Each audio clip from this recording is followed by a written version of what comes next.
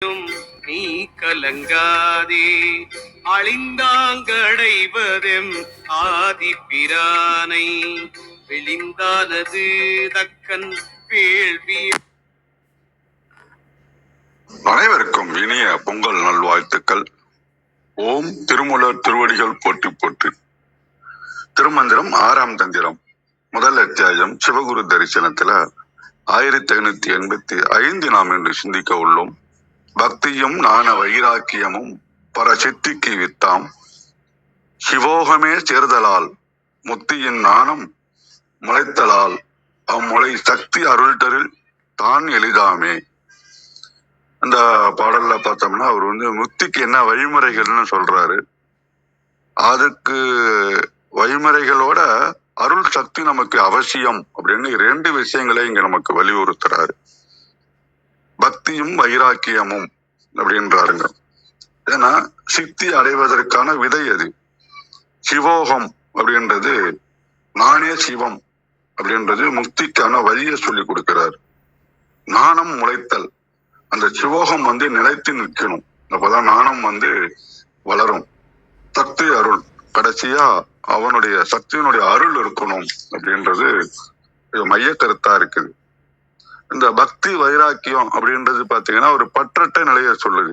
ஏன்னா பக்தி நமக்கு இறை பக்தியை கொடுக்குது.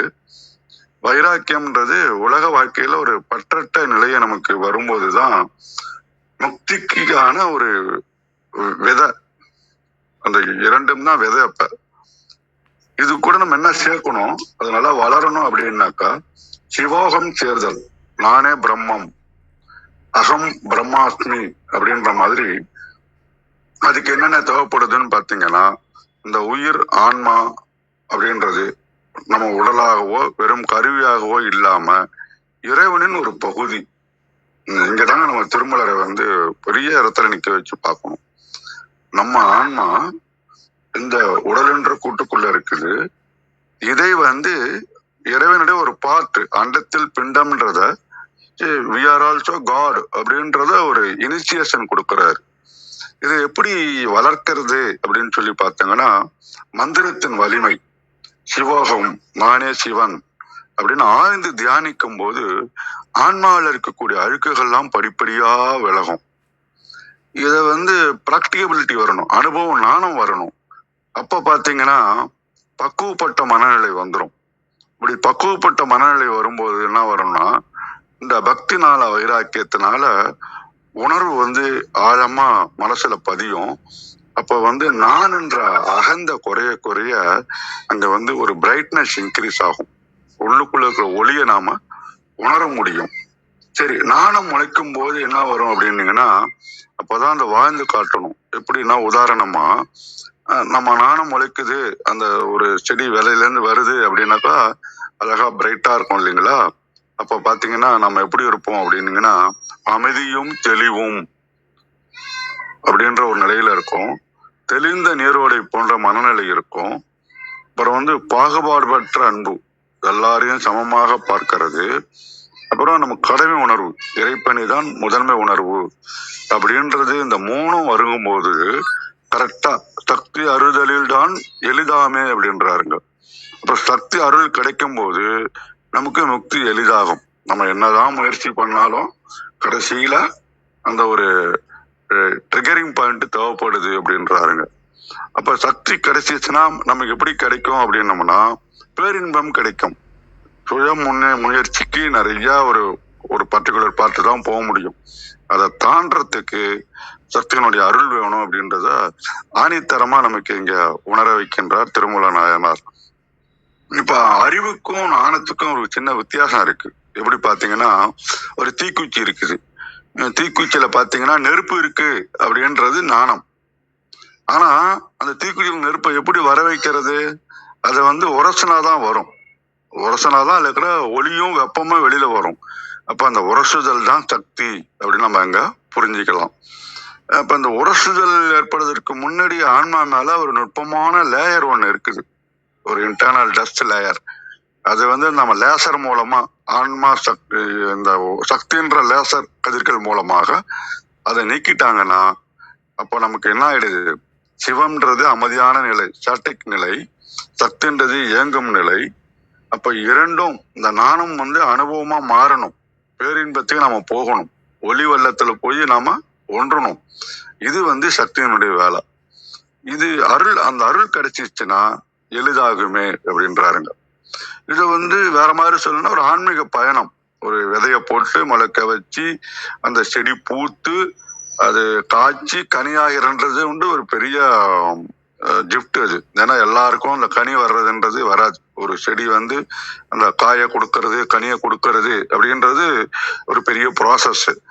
இந்த இடத்துல விதைன்றது நமக்கு என்ன சொல்ல உணர்த்துறாருன்னா, பக்தியும் வைராக்கியம் தான் இங்க விதைன்றாருங்க. பயிர் வளர்த்தல் அப்படின்றது சிவாகம பயிற்சி. நான் தான் சிவம் அப்படின்னு டெய்லி நாம சிந்திக்க வைக்கிறாரு. அப்போ வைக்கும்போது நமக்கு ஞானம் உருவாகுது, அரும்பு மலர்கின்றது. அந்த அரும்பு கனியாக மாறணும்னா அவளுடைய சக்தி வேணும், பராசக்தியினுடைய அருள் வேணும் அப்படின்றாருங்க இங்க. அப்ப அந்த ஆசைகளும் பற்றுகளும் நிறைய இருந்ததுன்னா நம்ம தியானம் ஒருமைப்பாடு வராது. அப்ப அதை நம்ம குறைக்கிறதுக்கு தான் இங்க நம்ம வைராக்கியம் தேவைப்படுது. ஒரு சின்ன ஒரு குட்டி கதை ஒண்ணு பார்க்கலாம். ஒரு குரு கிட்ட பல சீடர்கள் இருந்தாங்க.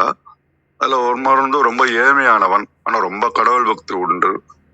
உலக பற்றுக்கள்லாம் ரொம்ப நாட்டம் இல்லை, ஆனா இறைபக்தி மேல ரொம்ப வைராக்கியமா இருந்தான். அப்ப குருநாதர் என்ன சொன்னாரு, அவனை மட்டும் கூப்பிட்டு நீ காசிக்கு போய் விஸ்வநாதரை வணங்கிட்டு வா, அங்க போய் சிவோகமம் நானே சிவம்ன்ற தத்துவத்தை உணர்ந்து வா அப்படின்னாரு. வழிநடுக பயணம், நிறைய நடப்பயணம் நிறைய இன்னல்களை எதிர்கொள்றான். அப்பெல்லாம் கலங்களை எல்லாம் சிவம்னு சொல்லிட்டு போயிட்டு கடைசியா காசி அடையிறான். பல ஆண்டுகள் அங்க தவம் செய்யறான். தவம் செஞ்சதுக்கு அப்புறம் தான் உணர்றான், எனக்கும் இறைவனுக்கும் எந்த வேறுபாடும் இல்லை அப்படின்ற ஒரு நிலைக்கு அவன் வரான். நிறைய ஆண்டுகள் தேவைப்படுது. அப்ப மெல்லிய திரை அவனுக்கு எப்படியே விலகுது, முழுமையான தடுக்குது ஒண்ணு. அப்பதான் ஒரு வயதான பெண்மணி வராங்க. அது சாத்தாத் பராசக்தின்னு நம்ம எடுத்துக்கலாம். எல்லாம் தெரியும் உனக்கு அப்படின்ட்டு நெத்தியில திருநீர் பூசுறாங்க. அப்போதான் உணர்றான், அனைத்துமே சிவம்னு அவன் உணர்றான். யூனிவர்சல் கான்சியஸ்னஸ், முழுமையான நாணம் அவனுக்கு கிடைக்குது. அப்ப தான் எளிதாமேன்னு தான் கடைசியில முடிக்கிறாரு அவர். முயற்சி செஞ்சோம்னா எல்லாமே எளிதானது. நிலத்தை பயன்படுத்துறோம் விதைய போடுறதுக்கு, அப்ப எங்க மனசை பண்படுத்தணும், பக்குவப்படுத்தணும் பக்தி வைராக்கியத்தின் மூலமாக. செடியை பராமரிக்கணும். இங்க நம்ம நானே சிவம் என்று சிவோகம் மந்திரத்தை சொல்லணும்.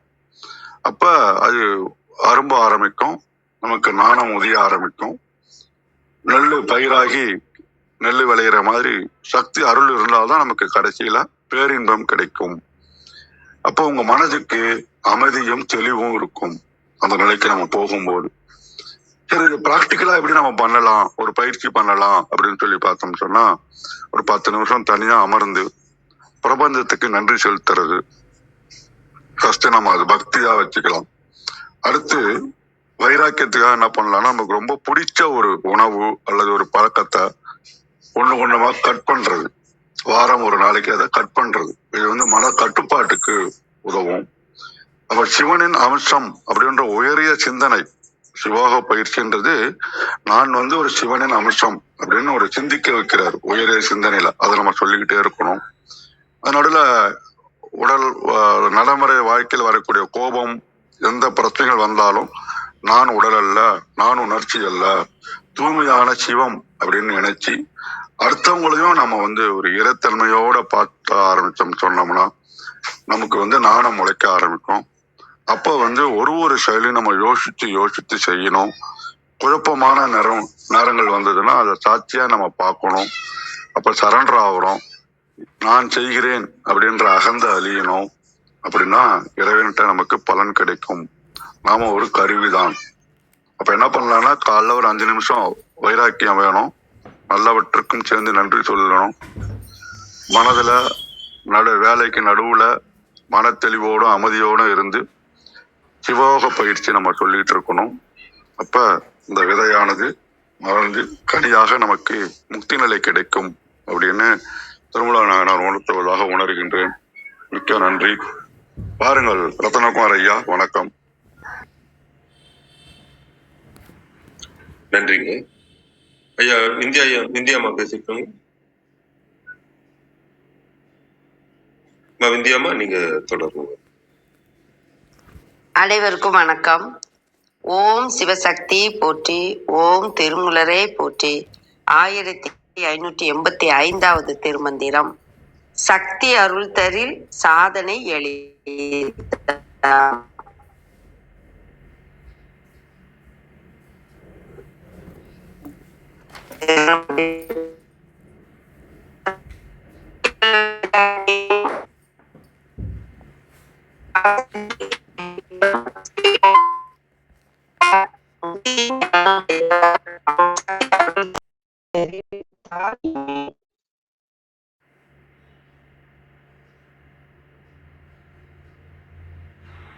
விந்தியாமாவோட ஆடியோ கேக்கல ரொம்ப விட்டு விட்டு கேக்குது. விந்தியாமா உங்க குரல் எதுவுமே கேட்கலம்மா, விட்டு விட்டு வருதுங்கம்மா.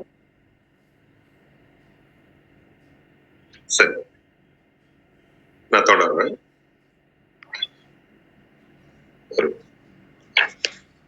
சித்திக்கு வித்தாம் சிவை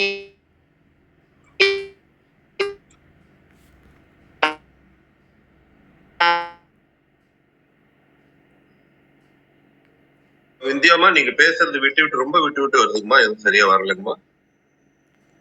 சிக்னல் ப்ராப்ளம்னு நினைக்கிறேன். கொஞ்சம் ஒரு டைரக்ஷன்ல கேட்கிற டைரக்ஷன்ல வச்சு பேசுங்க.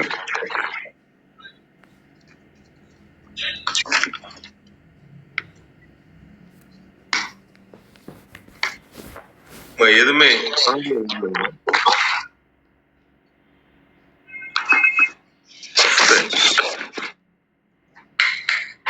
மீட் பண்ணிக்கோங்க. கொஞ்ச நேரம் கழிச்சு பேசுவாங்க. விந்தியாமா நீங்க பேசுறது எதுவுமே கேட்கல.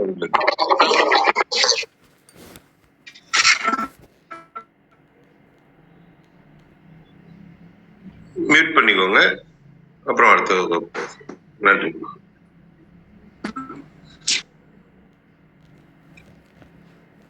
நன்றி. திருமூலர் திருவடிகள் போற்றி போற்றி. திருமூலரின் திருமந்திரத்தில் 6ஆம் தந்திரத்தில் சிவகுரு தரிசனம் பாடல் 1585 பார்த்து கொண்டிருக்கின்றோம். பத்தியும் ஞான வைராக்கமும் பரசித்திக்கு வித்தாம் சிவகம் சேர்தலால் முத்தியில் ஞானம் முளைத்தலால் அம்முளை சக்தி அருள்தரில் தான் எளிதாமே. இதன் விளக்கமாக சரவணன் ஐயா தளத்திலிருந்து, இறைவனிடம் மிகுந்த பக்தியும் அவனை அடைய வேண்டும் என்ற ஞானத்தில் மிகவும் உறுதியாக நிற்பதும் பரம்பொருளை அடைவதற்கு விதையாக இருக்கின்றது. இந்த விதையானது தமக்குள் இருக்கின்ற சிவமே தாம் என்பதை உணர்ந்து அந்த இறை சக்தியோடு ஒன்றாக சேர்ந்து இருப்பதால் தான் கிடைக்கின்றது. இந்த நிலையில் இருக்கும் போது கிடைக்கின்ற முக்தி எனும் விடுதலையில் உண்மை அறிவான ஞானத்தை இந்த விதையே தமக்குள் முளைக்க வைக்கின்றது. ஆனால் இந்த ஞானத்தை முளைக்க வைப்பதற்கு தமக்குள் இருக்கின்ற இறைசக்தியானது தனது அருளை கொடுத்தால்தான் எளிமையாக நடக்கும், இல்லாவிட்டால் கடினமே. இது சரவணையா தளத்தில் இருக்கிறது. தேவாரம் டாக்டர் பார்ப்போம்.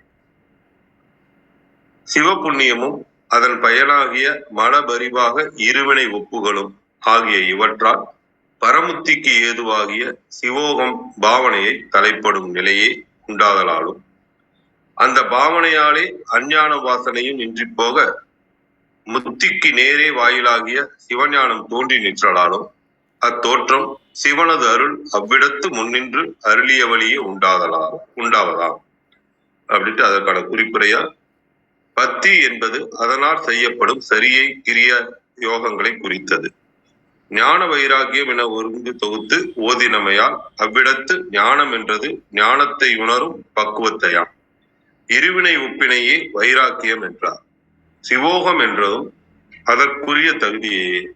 பத்தியாலும் வைராக்கியத்தாலும் என அவ்விடங்களில் மூன்றாவது விரிக்க, அவ்வாறன்றி எழுவாயாகவே வைத்து சேர்த்தலால் என பாடம் ஓதலுமாம். சேர்தலால் என்பது முளைத்தலால் என்பதனோட முடிந்தது. முத்தியின் ஞானம் என்புளி தொக்கு நின்ற 6வது வனைகளத்து திகிரி என்றார் போல கருவி காரத்தின் கண் வந்தது. அதனால் அது முத்திக்கு நேரே வாயிலாய் ஒருதலையாய் தருதல் பெறப்பட்டது. அருள்தரின் என்பதில் தருதல் துணைவினையாய் நின்றது. முன் 2 அடிகளால் சரியை முதலிய 3ஐயும் ஏனை குருமார்கள் வழியாகவும் பெறுதல் கூடும் என்பதும், பின்னிரண்டு அடிகளால் ஞானம் ஞான குரு வழியால் அன்றி ஏனையோர் வழியால் பெறுதல் இயலாது என்பதும் கூறியவாறு, சக்தி அருள் செய்தல் இங்கு குருவாய் நின்று அருளுதல் என்பது அதிகாரத்தால் விளங்கேற்று. இதனால் ஞானகுரு ஏனை குருமார்களிலும் மேம்பட்டவராதல் கூறப்பட்டது அப்படின்னு தேவாரம் டாட்டோர்ஜில கொடுத்திருக்காங்க.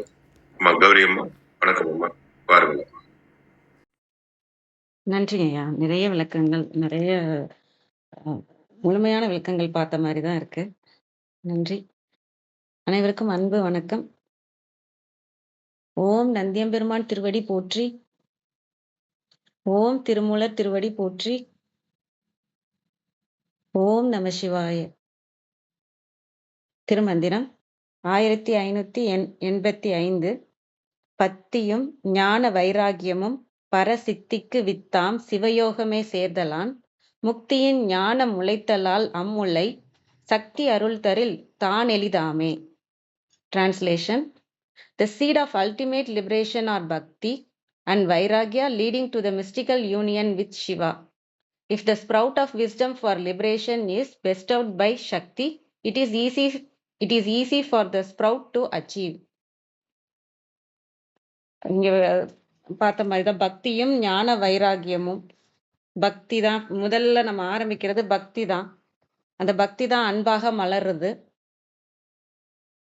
அந்த மாதிரி பக்தியும் ஞான வைராகியமும், அந்த ஞானத்தை அடையணுன்ற வைராகியமும் பரசித்திக்கு, இறைவனை அடையணும் அப்படிங்கிற அந்த சித்திக்கு வித்தாம், அதுதான் விதையாம். சிவோகமே சேர்தலான், நம்ம இந்த விதையை கொண்டு பக்தியையும் ஞானத்தையும் விதையாக போட்டு நம்ம சிவோகம் சிவத்தை நோக்கி நம்ம திரும்பினோம்னா, அதான் மனம் புத்தி சித்தம் அகங்காரம் அனைத்தையும் நம்ம இறைவன் பக்கம் திரும்புறதுதான் சிவோகம். அந்த மாதிரி சிவோகம் பக்கம் நமக்குள்ள இருக்க இறைவன் பக்கம் நம்ம சேர்றோம்னா முக்தியின் ஞான முளைத்தலால், அதனால முக்தி நமக்கு கிடைக்கிற ஆரம்பம் நமக்கு வரும். என்ன முக்தி அப்படின்னா, அந்த மனதுல இருந்து ஆன்மாக்கு விடுதலை அடைகிறது. அந்த மனதுல இருந்து விடுதலை அடைந்தா தான் யாரு அப்படிங்கிற அந்த விழிப்பு நடைபெறுறது. அந்த உள்ளுக்குள்ள அந்த இறைவன் தான், நமக்குள்ள இருக்க இறைவன் தான் நானுன்ற அந்த ஆன்மாக்கு தெளிவு வர்றது. அப்படி அந்த தெளிவு வந்ததுன்னா அந்த இறைவனாகவே ஆகிறது. இறைவனோட கலக்கிறதுக்கு என்ன முக்கியம் அப்படின்னா, சக்தி அருள் தரில் தான் எளிதாமே. அந்த முளைக்கு சக்தி அருள் இருந்தாதான் அது எளிதாக இருக்கும். ஏன்னா வெறும் முளைச்சா அது எப்படி வளர்ந்து அந்த இறைவனோட கலக்கிறதுன்னு இருக்கு இல்லையா, ஒரு செடி போல. அதுக்கு தண்ணி, காத்து, வெளிச்சம் இப்படி எல்லாமே தேவை இல்லையா. அது மாதிரி அனைத்துமாக இருக்கிறது சக்தி தான். ஏன்னா நம்ம இங்கே உலகமே சக்தி தான், நம்ம உடம்பும் சக்தி தான். மனம், அறிவு, ஞானம், இங்கே நடக்கிறது, நம்ம எண்ணங்கள், சொல், செயல், இங்கே அனைத்துமே சக்தி தான். இது அனைத்துமே இறைவன் பக்கம் நம்மளோட வைராகியமும் பக்தியும் இருந்ததுன்னா அதுக்கு தான் சக்தி அருள் தருவாங்க. அந்த அருளும் நமக்குள்ள நிறைய நம்ம நமக்குள்ள இருக்கிற இறைவனை உணர முடியும். அது எளிதாக மாறும். அதனால நம்மளோட அனைத்துமே இறைவன் பக்கம் திரும்பி இருக்கிற மாதிரி நம்ம இருக்கணும் அப்படிங்கிறத இதுல சொல்றதா பார்க்குறேன். இன்னைக்கு பொங்கல், அனைவருக்கும் பொங்கல் திருநாள் நல்வாழ்த்துக்கள். இன்னைக்கு நமக்கான பாடல்களும் அந்த மாதிரி நமக்குள்ள பக்தியை பொங்க வைக்கணும், வைராகியத்தை பொங்க வைக்கணும். அவ்வாறு நம்ம பக்தியும் வைராகியத்தையும் இறைவன் பக்கம் நம்ம திருப்பி நம்மளோட எண்ணம், சொல், செயல், மனம், புத்தி, சித்தம், அகங்காரம் இதை அனைத்தும் இறைவன் பக்கமே நம்ம திருப்ப நமக்குள்ள சக்தி அருளும் பொங்கும். அப்படி சக்தி அருளும் இறைவன் பக்கம் திரும்புற மாதிரி பொங்க நமக்கு நமக்குள்ள பிரகாசமான அந்த சூரியனாக இருக்கிற சிவ ஒளி இன்னும் பிரகாசமாக பொங்கும். அது அனைவருக்கும் இறைவன் கொடுக்கணும். அது அனைவருக்காகவும் வேண்டிப்போம். இந்த பொங்கல் திருநாள்ல அனைவருக்கும் நன்றி. வாங்க கீர்த்தி அம்மா. வணக்கம் அம்மா. நன்றி. அனைவருக்கும் இனிய காலை வணக்கம். எல்லாருமே ரொம்ப விளக்கமா பார்த்தாச்சு. ஒரு கேள்வி வந்திருக்கலாம் எல்லாருக்குமே. இவ்வளவு நாள் சிவகுரு தரிசனம்னா குருவை பத்தி பேசிட்டு இருந்தாரு. இன்னைக்கு என்ன திடீர்னு சக்தி அருளால் அப்படின்னா சக்தியை கடைசியா கொண்டு வராரு. என்ன விஷயம்? ஏன்னா இந்த மந்திரத்தை நீங்க பாத்தீங்கன்னா பக்தியும் ஞான வைராகியமும் பரசித்திக்கு வித்தாம் சிவோகமே சேர்தலான் முக்தியின் ஞானம் உழைத்தலால் அம்முளை சக்தி அருள் தரில் தான் ஒளிதாமே தான் எளிதாமே அப்படின்ற சக்தி அருள் தரில் தான் எளிதாமே அப்படின்னா இத்தனை விஷயம், எத்தனை விஷயம் நம்ம மேல சொன்ன அத்தனை விஷயமும் இன்க்ளூடிங் சிவோகம் பாவனை, அதாவது பக்தி ஞான வைராகியம், இந்த ரெண்டும் எதுக்கு வித்தாக இருக்கிறது? பரசித்திக்கு, அதாவது வெறும் சித்தி இல்ல, இந்த உலகத்துல இருக்கக்கூடிய விஷயங்களுக்கு உண்டான சக்திக்கு சித்திக்கு இல்ல, பரசித்தி அப்படின்னா வீடு பேரு அப்படின்னு நம்ம புரிஞ்சுக்கலாம். இந்த வீடு பேரு அடைவதற்கு உண்டான இந்த உடல் தாண்டிய சித்தி, அந்த விஷயத்துக்கு. ஏன்னா சித்தினா என்ன, நம்ம ஒரு 4 நாள் முன்னாடி பார்த்தோம். அது எல்லாத்துக்குமே அதுலயும் பரசித்தி அப்படின்னா அந்த இறை பரம்பரோடு ஒன்றக்கூடிய அந்த சித்தி அப்படின்னு நம்ம புரிஞ்சுக்கலாம். வித்தாம் அப்படின்னா முளை. அப்ப இந்த இடத்துல அடுத்தாப்புல இன்னொரு முளையும் இருக்கு. ஆனா இந்த இடத்துல வித்து அப்படின்னு ஒரு வார்த்தையை உபயோகம் பண்றாரு. வித்தாம் அப்படின்னா அதுவும் இந்த இடத்துல அதுதான் அடிப்படை, அதுதான் பேஸ். முளை அப்படின்னா அந்த அது என்ன சொல்லுவாங்க, விதை அப்படிங்கிறதுக்கு வித்து அப்படிங்கிறாரு. அடுத்த வார்த்தையில முளை அப்படின்னு அதுக்கு அடுத்த ஸ்டேஜ பத்தி பேசுறாரு. அப்போ வித்தாம் இது எல்லாத்தோட எது வேணும் அப்படின்னா சிவோகமே சேர்தலால் அப்படின்னு சொல்றாரு. இந்த சிவோகம் சேர்தல்ல என்ன அப்படின்னு பார்த்தோம்னாக்கா அது எதற்கு அடிப்படை அப்படின்னா முக்தியின் ஞானம் உழைத்தலால் அம்முளை சக்தி அருள் தரில் அப்படின்றார். அப்ப இந்த சிவோகம் பாவனையில ஒரு ஒரு விஷயம் இருக்கு. அது அத்வைதத்தினுடைய மிகப்பெரிய ஒரு விஷயம். நம்ம சொல்லுவாங்க இத 3 விதமா பிரிக்கலாம் சிவோகத்தை. அதுக்கு ஒரு ப்ராசஸ் இருக்கு. அந்த ப்ராசஸ் படி ஹம்ச மந்திரத்தை சேர்த்து இந்த சிவோகத்தையும் சேர்த்து நம்ம சொல்லுவோம். அதற்கு பிறகு இது குரு மூலமா நமக்கு உணர்த்தப்படும். அதுக்கப்புறம் சிவோகத்தையும் ஹம்சத்தையும் வேற மாதிரி பிரிப்போம். அப்ப இந்த 3 கிரந்தி இருக்கு இல்லையா, நம்ம அந்த 3 கிரந்திக்குள்ளேயும் 3 விதமா இந்த சிவோகம் பாவனை நடைபெறும். அதற்கு இந்த ஹம்சம் உபயோகப்படும். நம்ம ஹம்சம், அஜபா, சிவோகம் இது எல்லாமே ஒரே அலைவரிசையில ஒரே மந்திரங்கள்ல வரக்கூடிய ஒரே பயனை தரக்கூடிய ஒரு ப்ராசஸ் இது. அப்போ இந்த சிவோகமே சேர்ந்தால் அப்ப இதெல்லாம் சேரும் பொழுது நமக்கு என்ன நடக்குது அப்படின்னா, சோ இந்த இடத்துல நம்ம என்ன பண்றோம் பேசிக்கா அப்படின்னாக்கா, இந்த உடல், இந்த மனம், இந்த மூச்சு, இந்த ஆன்மா 3ஐயும் ஒரே நேர்கோட்டுல கொண்டு போறோம். அதுதான் அந்த இடத்துல ஒரு மிகப்பெரிய விஷயம். இந்த சிவோகம் பாவனை அப்படிங்கிறது என்ன அப்படின்னா, அப்ப அதுல எது அச்சாணியாக திகழ்கிறது? இது வரைக்கும் நம்ம என்ன விஷயம் பண்ணினாலும் முதல்ல உடல் அச்சாணியாக திகழும், அப்புறம் மனம் அச்சாணியாக திகழும், அதுக்கப்புறம் உடலையும் மனமையும் தாண்டி நம்ம எதை பார்ப்போம், மூச்சு அச்சாணியா வச்சு பார்க்க ஆரம்பிப்போம். இந்த இடத்துல ஆன்மாவை அச்சாணியாக வைத்து இந்த 3ஐயும் அதுல கொடுப்போம். இதுதான் சிவோகம் பாவனை. நம்ம இது நம்மளுடைய முயற்சியினால் செய்யக்கூடியது. அப்ப நம்ம அந்த இடத்துக்கு போயிட்டு நம்ம வேலை எல்லாமே என்ன அப்படின்னா, ஆன்மாவை அச்சாக வைத்து கொண்டு இந்த 3ஐயும் ஒன்னோட ஒண்ணு கொடுக்க வேண்டியது மாத்திரம்தான் நம்ம வேலை, வேற இல்ல. ஆனா அதற்கு பிறகு நடக்கக்கூடியது என்னது அப்படின்னாக்கா, அந்த முக்திக்கு வித்தான அந்த ஞானம் முளைக்கிறது. அந்த முளை யாரால் எளிதாகும் அப்படின்னா சக்தியினால் எளிதாகும் அப்படின்னு சொல்றாங்க. இப்ப இந்த சக்தி ஏன் இங்க வந்தாங்க? குரு நம்மள ஒரு இடத்துல கொண்டு நிப்பாட்டிட்டாரு.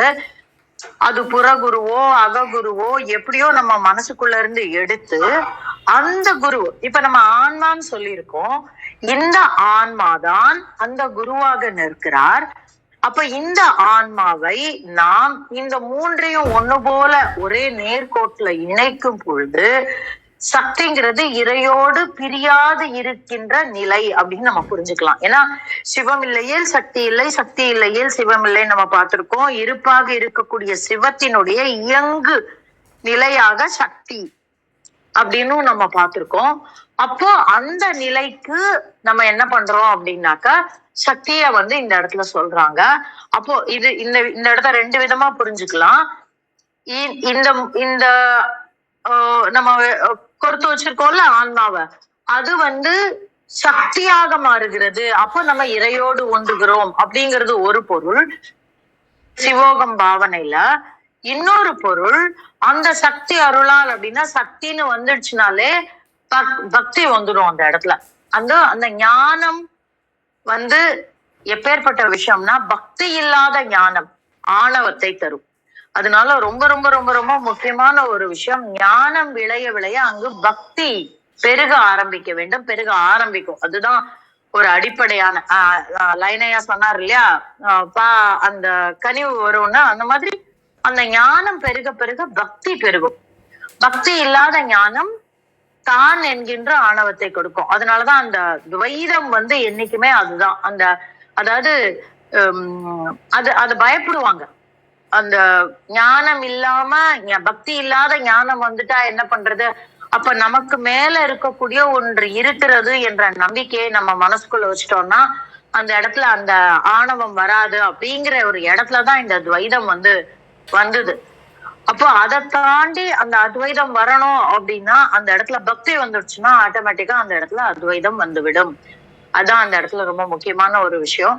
அதை யார் தருவார்கள் என்றால் சக்தி தருவாள். ஏன்னா நாமே சக்தியாக மாறிவிடுவோம். அதற்கு நம்ம என்ன பண்ணணும், இந்த சிவோகம் பாவனைக்கு போகணும். இந்த சிவோகம் பாவனைங்கிறது என்ன அப்படிங்கிறத நான் ரொம்ப ரொம்ப ரொம்ப ரொம்ப டிப் ஆஃப் த ஐஸ்பர்க்ல சொல்லியிருக்கேன். ஆன்மாவை அச்சாணியாக வைத்து இந்த உடல் மனம் மூச்சு எல்லாவற்றையும் ஒண்ணு போல அதுல நேர்கோட்டுல கொடுக்கும்போது நம்மால் சிவோகம் பாவனையை எட்ட முடியும். ஏன்னா அதை கொடுக்கறது மாத்திரம் நம்ம வேலை, அது இல்லாம நம்ம பண்ண முடியாது.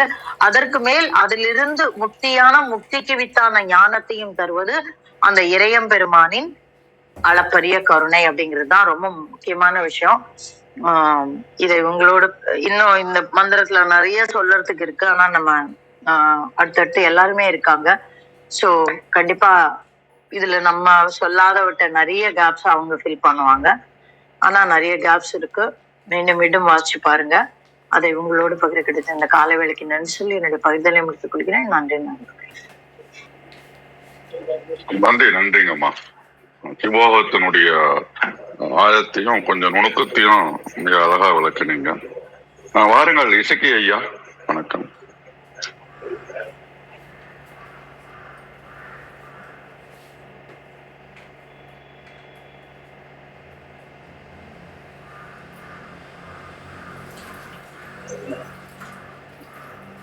இசக்கி ஐயா மீட்டிங்ல இருக்கு.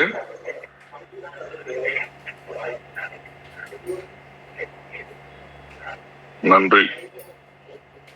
வாருங்க ஐயா கவியரசு ஐயா, வணக்கம்.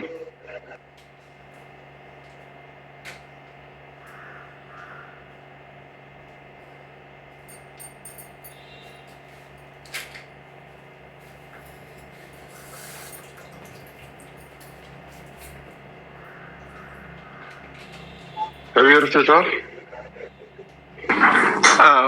வணக்கம், அனைவருக்கும் வணக்கம். தை முதல் நாள் அனைவருக்கும் பொங்கல் திருநாள் மற்றும் உழவர் திருநாள் வாழ்த்துக்கள். விளக்கம், அது பாடலுக்கான விளக்கம் எல்லாரும் பார்த்துருப்பீங்க. எதுவும் மேற்கொண்டு அது குறிப்பாக சொல்கிறதுக்கு எனக்கு எதுவும் கருத்து இல்லை. நான் இன்னைக்கு தை 1 பொதுவாக நம்ம அந்த சரகலை இதில் நேற்றே சொல்லணுன்றதை நான் மறந்துட்டேன், மன்னிக்கணும். ஸோ இன்றைக்கி தை 1 நமக்கு அந்த சரநூல் சாஸ்திரம் என்ன சொல்லுதுன்னா, தை 1 இது உத்தராயண புண்ணிய காலம். வெவ்வேறு கான்செப்ட் இருக்குது. சம்மர் சால்டேஸ், வின்டர் சால்டேஸ் சொல்லுவாங்க. வெஸ்டர்ன் இதுபடி பார்த்தோம் அப்படின்னா டிசம்பர் 21 அந்த வின்டர் சால்டேஸ் ஸ்டார்ட் ஆகுது அப்படிங்கிறதா சொல்லுவாங்க. ஒரு காலத்தில் நம்மளுடைய சூரியனோட இயக்கம், பூமி சூரியனை சுற்றி வர இயக்கம், இதெல்லாம் பொறுத்து ஓரளவுக்கு வந்து நமக்கு இந்த தை 1 அப்படிங்கிறது சரியாக இருந்திருக்கும். அந்த சால்ஸ்டைஸுங்கிறத சொல்கிறதையும் இந்த உத்தராயண புண்ணிய காலம் சொல்கிறதும் December 21 சொல்கிறது இதெல்லாம் ஒரு காலத்தில் ஒன்றா இருந்திருக்கலாம். ஆனால் இப்போ வந்து வெஸ்டர்ன் இதுபடி December 21 தான் இது சொல்கிறாங்க.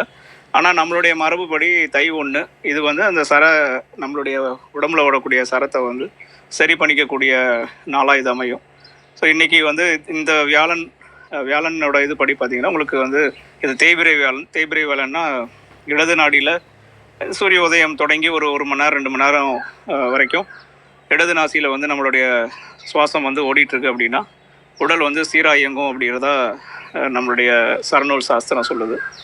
அதனால் நீங்கள் முடிஞ்ச அளவுக்கு எல்லோரும் அடுத்த ஒரு மணி நேரம் வரைக்குமாவது இடது நாசியில் உங்களுடைய மூச்சு காற்று ஓடுற மாதிரி நீங்கள் வச்சுக்கலாம். அதுதான் நான் பகிர விரும்பினேன். வாய்ப்புக்கு ரொம்ப நன்றிங்க. நன்றிங்க ஐயா. தை திருநாளில் நல்ல ஒரு நினைவூட்டலும் ஒரு டிப்ஸும் கொடுத்துருக்கிறீங்க. மிக்க நன்றி. விந்தியா கௌரி அம்மா.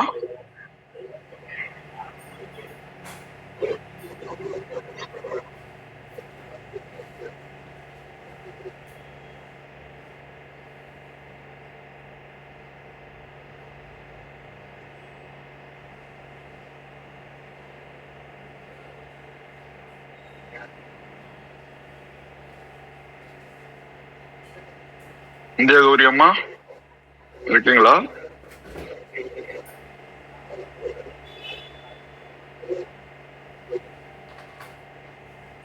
நன்றி. வாருங்க ஐயா. அர்த்தனாரி ஐயா வணக்கம். வணக்கம். இன்னைக்கு வந்து ரொம்ப அதாவது இந்த வருடத்திலேயே இது ஒரு மிக நல்ல நாள்.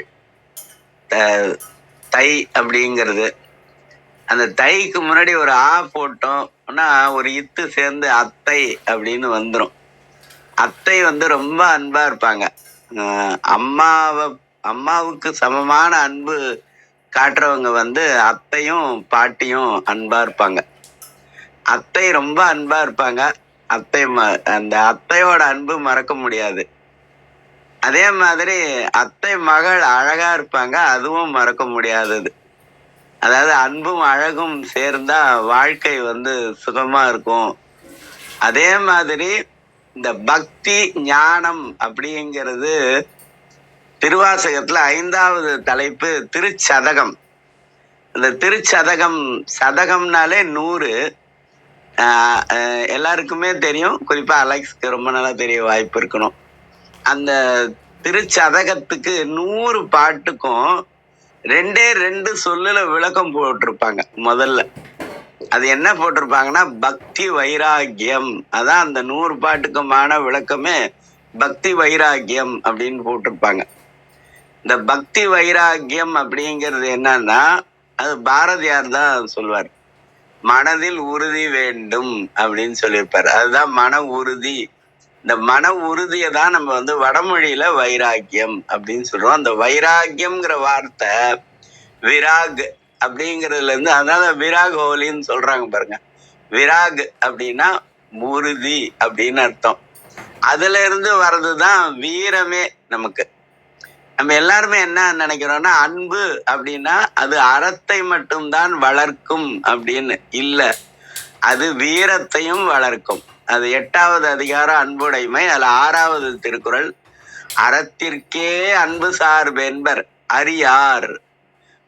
இது தெரியாதவங்க சொல்லுவாங்க. ஆனா மரத்திற்கும் அக்தே துணை. அங்க வல்லினரா உலகத்துல பெரியரான்னு சொல்லுவாங்க. மரத்திற்கும் அக்தே துணை, வீரத்துக்கும் அதுதான் அன்புதான் துணை அப்படிங்கிறது. அதனால வைராகியம் வேணும், பக்தி வைராகியம் வேணும் அப்படின்னா முதல்ல நமக்கு இருக்கக்கூடியது அன்பு. 2வது நம்பிக்கை. ஏன்னா ஒரு தீர்ப்பு ஒண்ணு இருக்குதுங்க. அந்த தீர்ப்புக்கு யாருமே அப்பீல் போவே முடியாது. அது என்ன தீர்ப்புனா நம்பினார் கெடுவதில்லை 4 மறை தீர்ப்பு. இந்த தீர்ப்புக்கு யாரும் ஸ்டே வாங்க முடியாது, அப்பீல் போக முடியாது. அது மாதிரி ஒரு விஷயம் இருக்கும். அதனால முதல்ல அன்பு, 2வது நம்பிக்கை, 3வது பொறுமை. இது 3ம் இருந்துடுச்சு அப்படின்னா அமைதி அப்படிங்கிறது இயல்பா வந்துடும்.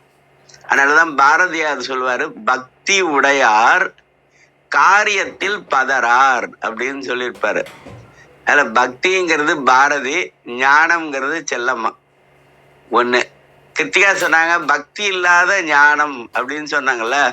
அந்த பக்தி இல்லாத ஞானத்துக்கு என்ன, அந்த பண்புக்கு என்ன பேருன்னா ஈனம் அப்படின்னு பேருங்க. ஈனம் அப்படிங்கிறது இழிவை தரும், அழிவையும் தரும்.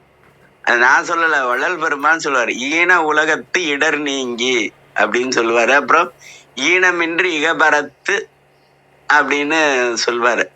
அதனால அது மாதிரி பக்தி இல்லாத, இப்ப அன்பு இல்லாத அறிவு அழிவை தரும். ஜப்பான்ல 2 தடவை அணுகுண்டு போட்டது அறிவு. ஆனா எல்லாருக்கும் சோறு போடுறது, எல்லாருக்கும் கல்வி கொடுக்கறது அன்பு. அது மாதிரி பக்தியோட சேர்ந்தாதான் ஞானம், பக்தி இல்லாம வந்ததுன்னா அது ஈனம் அப்படின்னு நம்ம புரிஞ்சுக்கணும். இந்த இது என்னன்னா, இந்த அபிராமி அந்தாதியை ஓதுவது ரொம்ப சிறப்பு. ஆனா இன்னைக்கு முதல் பாடல் ஓதலாம் அப்படின்னு பார்த்தா, ஆனா இந்த தலைப்புக்கு இன்னைக்கான பாட்டுக்கு ஏற்ற பாடல் 29வது பாடல். அதனால அந்த பாட்டை ஓதினோம்னா இந்த தலைப்புக்கு இன்னைக்கான கருத்துக்கு ஏத்த மாதிரி இருக்கும். அதனால அந்த பாடலை பார்த்து நிறைவு பண்ணிக்கலாம். யாராவது ஏதாவது கேட்கணுமா? ஏதாவது சொல்றீங்களா இன்றைய பாடலுக்கோ அல்லது பொதுவாவோ? அலெக்ஸ், இசைக்குன்னு இருக்கிற ஒரு சரி. அழைத்தவர் குரலுக்கு வருவேன் என்றான் கீதையிலே கண். விந்தியாமா ஐயா வாசிக்கவங்க ஐயா. வாசிங்கம்மா, வாசிங்கம்மா. நன்றி. அனைவருக்கும் வணக்கம். ஓம் சிவசக்தி போற்றி, ஓம் திருமலரே போற்றி. 1585வது திருமந்திரம். சக்தி அருள் தரில் சாதனை எளிதாம். திருமந்திரம். பக்தியும் ஞான வைராக்கியமும் பரசித்திக்கு வித்தாம். சிவயோகமே சேர்தலால் முத்தியின் ஞானம் உழைத்தலால் அம்முளை சக்தி அருள்தரில் தான் எளிதாமே. அருமையான திருமந்திரம். பக்தியும் ஞான வைராக்கியமும், பரம்பொருளிடம் பக்தி செலுத்தி பிறவி பயன் அடைய வேண்டும் என்கிற ஞானத்தை அடைவதில் திடமனம் கொண்டு முயல்வது பேரின்ப வாழ்வு பெற வழிகூட்டும். இதனால் சிவயோக சாதனை கிட்டும், பரமுத்தி ஞானம் தோன்றும். இந்த ஞானம் அருட்சக்தியின் திருவருள் துணையிருந்தால் எளிதில் அடையலாம். வைராக்கியம் மன உறுதி, பரசித்தி பேரின்பம், வித்து விதை, இங்கு வழி, முத்தி பேரின்பம், முளைத்தல் தோன்றுதல், அருள் தரில் துணை செய்தல். கழக வெளியீட்டில் சிவன்பால் முழுமை அன்பாம் பத்தியும் அப்பத்தியின் விளைவாம் திருவடி உணர்வும் அவ்வுணர்வால் ஏற்படும் வைராக்கியம் என்னும் பற்று உறுதியும் திருவடி பேற்றுக்கு வாயில்களாகும். இவற்றால் அவன் நான் ஆனேன் என கருதுதலாகிய பாவனை உண்டாம். அப்பாவனையால் சிவனே யாவன். அதனால் வீடு பெற்றிற்கு வித்தாகிய திருவடி உணர்வு தோன்றும். அம்மெய் உணர்வு தோற்றம் திருவருள் வழியாக கிடைக்க பெறுதலால் எளிதாயிற்று என்க. முத்தியின் ஞான முளைத்தலால் முத்தியடைய இச்சை உண்டாகலான். அம்முளை அந்த இச்சை சக்தி அருள் தரில் திருவருட் சக்தி அருளில். அனைவருக்கும் நன்றி, வணக்கம். சிவசிவ. திருச்சிற்றம்பலம்.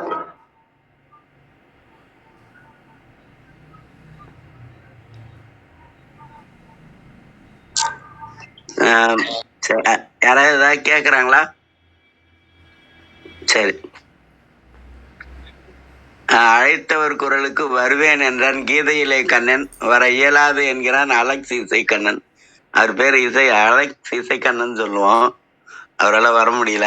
இன்னைக்கு இந்த பாடலோடு தொடர்புடைய இந்த பாடல்ல வரக்கூடிய சொற்களையே அபிராமி பட்டரும் 29வது பாடல் அபிராமி அந்தாதி, யாராவது எடுக்க முடிஞ்சா கூட எடுத்துக்கலாம்.